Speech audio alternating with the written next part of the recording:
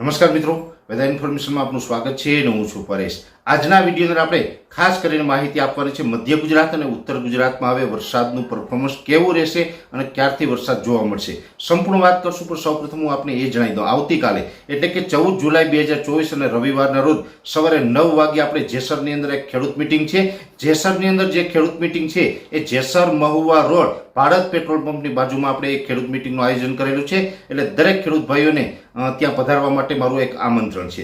હવે વાત કરવાની છે ઉત્તર ગુજરાત અને મધ્ય ગુજરાતના વરસાદ વિશે। આમ જોવા જઈએ તો રાજ્યભરની અંદર ચોમાસું છે એ જૂન મહિનાના એન્ડમાં એટલે કે 28, 29, 30 જૂન સુધીમાં રાજ્યના તમામ વિસ્તારોને કવર કરી લીધું છે।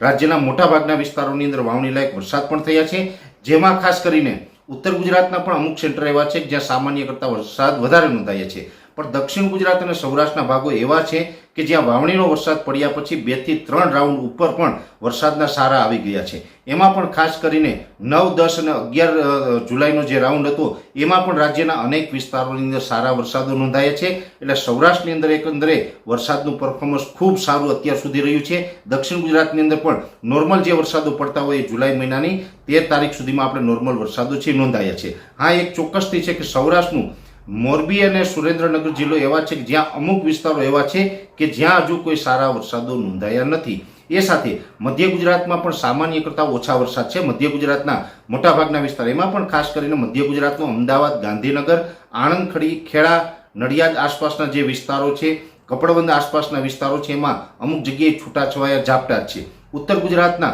50% વિસ્તારમાં સારા વરસાદ છે તો 50% વિસ્તારમાં માત્ર ઝાપટા છે।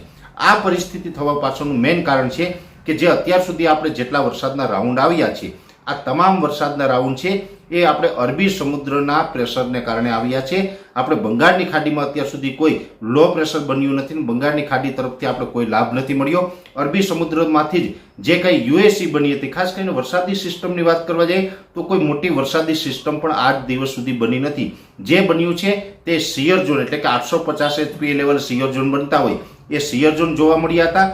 જે શિયર ઝોન છે એ પણ દક્ષિણ ગુજરાત અને સૌરાષ્ટ્રના ભાગો ઉપરથી પસાર થતા હતા, એટલે દક્ષિણ ગુજરાત અને સૌરાષ્ટ્રના ભાગોની અંદર વરસાદ પડ્યા અને યુએસએ એટલે કે અપર એર સાયક્લોનિક જે હોય છે એ મોટાભાગે 2 થી 4 વખત આપણે જોવા મળ્યા અને એને કારણે રાજ્યના અલગ અલગ વિસ્તારોમાં વરસાદ નોંધાયા છે। અને આ તમામ વસ્તુ છે અરબી સમુદ્રની અંદર જ જોવા મળી હતી, એટલે આપણે અરબી સમુદ્રમાં જ્યારે કાંઈ પણ હલચલ થાય ને અરબી સમુદ્ર તરફથી કોઈ વરસાદ આવતા હોય એનો મોટા ભાગે લાભ છે એ સૌરાષ્ટ્ર અને દક્ષિણ ગુજરાતને મળતો હોય છે। એનો લાભ ઉત્તર ગુજરાતને અને મધ્ય ગુજરાતને ઓછો મળતો હોય। જ્યારે બંગાળની ખાડી તરફથી કોઈ લો પ્રેશર અથવા તો વરસાદી સિસ્ટમ આવે ત્યારે ચોક્કસથી ઉત્તર ગુજરાત અને મધ્ય ગુજરાતને એનો લાભ મળતો હોય છે। હવે અત્યારની વાત કરવા જઈએ તો અત્યાર સુધી બંગાળની ખાડીમાં કોઈ આપણે હલચલ હતી નહીં। હવે 16 તારીખથી જે આપણે વરસાદનો રાઉન્ડ ચાલુ થઈ રહ્યો છે એ લગભગ એકાદ અઠવાડિયા આસપાસનો રાઉન્ડ હશે, એટલે કે એક લાંબો રાઉન્ડ ચાલશે અને રાજ્યના તમામ વિસ્તારોની અંદર એ વરસાદ હશે।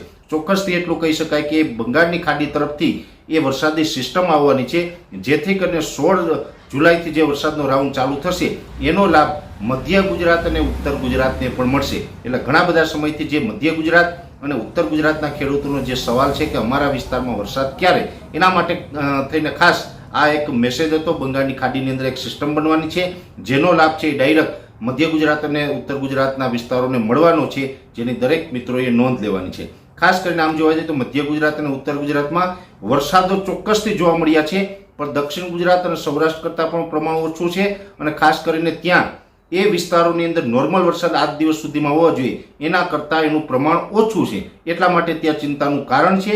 પણ હવે 16 તારીખથી જે રાઉન્ડ ચાલુ થઈ રહ્યો છે એ તમામ વરસાદની ઘટ છે એ રાજ્યના તમામ વિસ્તારોની અંદર પૂર્ણ કરી દઈ અને રાજ્યના તમામ વિસ્તારોની અંદર આવનારા દિવસની અંદર સારા વરસાદો થઈ જશે એવી પૂરી શક્યતાઓ છે। ખાસ કરીને અત્યારે આ વિડીયોની અંદર એટલું જ। અંતમાં દરેક મિત્રોને વિનંતી રહેશે કે વિડીયોને લાઈક આપીને દરેક ગ્રુપમાં શેર કરી દેવો અને જે મિત્રો આપણી ચેનલને સબસ્ક્રાઇબ ન કરેલી હોય એ મિત્રોએ ચેનલને સબસ્ક્રાઇબ કરવી। અરજી આપશો। ધન્યવાદ।